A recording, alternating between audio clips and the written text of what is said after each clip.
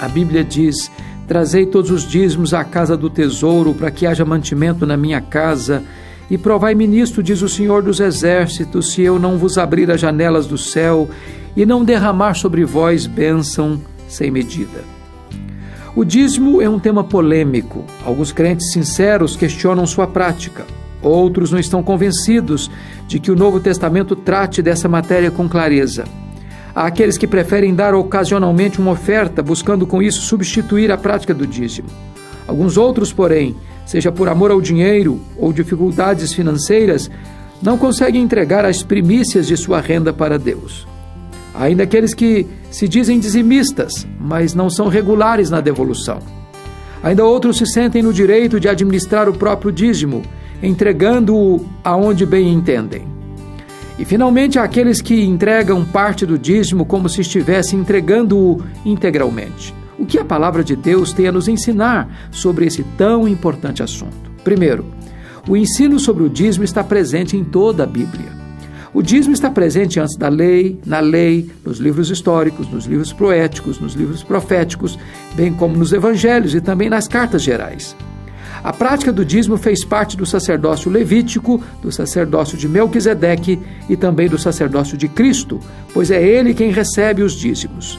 Nós podemos até discordar da prática do dízimo, mas não podemos negar que seu ensino seja claro em toda a Bíblia. Segundo, a retenção do dízimo é um sinal de decadência espiritual.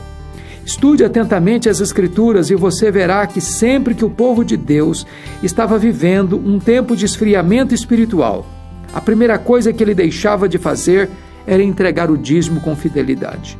Por outro lado, sempre que o povo se voltava para Deus em arrependimento, a prática do dízimo era restabelecida. O dízimo era uma espécie de termômetro espiritual do povo de Deus. Terceiro, a devolução do dízimo é um ato de obediência a Deus. Os mandamentos de Deus nos são dados para serem cumpridos. Deus nunca nos dá uma ordem sem nos dar poder para cumpri-la. Há alegria e recompensa na obediência, muito embora nossa motivação em devolver os dízimos não é alcançar os favores de Deus, mas glorificar a Deus. Quando um servo de Deus o honra com as primícias de toda a sua renda, Deus promete encher os seus celeiros e fartar de vinho os seus lagares. Quando um servo de Deus traz todos os dízimos à casa do tesouro, Deus promete repreender o devorador e abrir as janelas do céu. Quarto, a devolução do dízimo é um passo de fé. Antes de Deus ordenar o seu povo a trazer o dízimo, ordenou-o a trazer o coração. Os fariseus traziam o dízimo, mas não o coração, e Jesus os chamou de hipócritas. Quando o coração se volta para Deus, o bolso também se abre. Deus os mandou fazer prova dele. Nossa confiança precisa estar no provedor, mais do que na provisão. O dizimista sabe que 90% com a bênção de Deus vale mais do que 100% sob sua maldição. Quinto princípio: o dízimo é o recurso de Deus para o sustento da sua obra. O dízimo não é nosso, o dízimo é de Deus.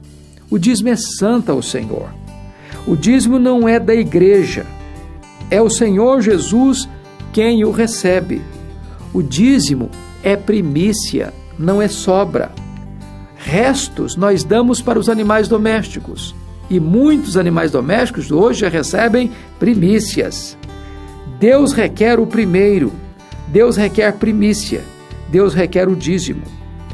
O dízimo é dívida e não oferta.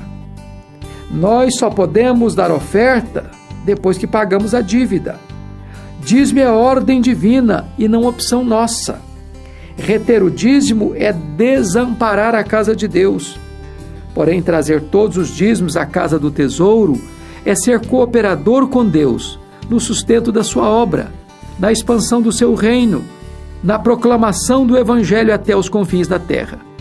Conclamo você a examinar o seu coração e a acertar essa área vital da sua vida com Deus. Não adie mais essa atitude de ser um dizimista fiel e honrar o Senhor com as primícias de toda a sua renda. E a promessa é que Deus vai abrir as janelas dos céus, que Deus vai dar sobre a sua vida bênção sem medida, que Deus vai encher de bens os seus celeiros.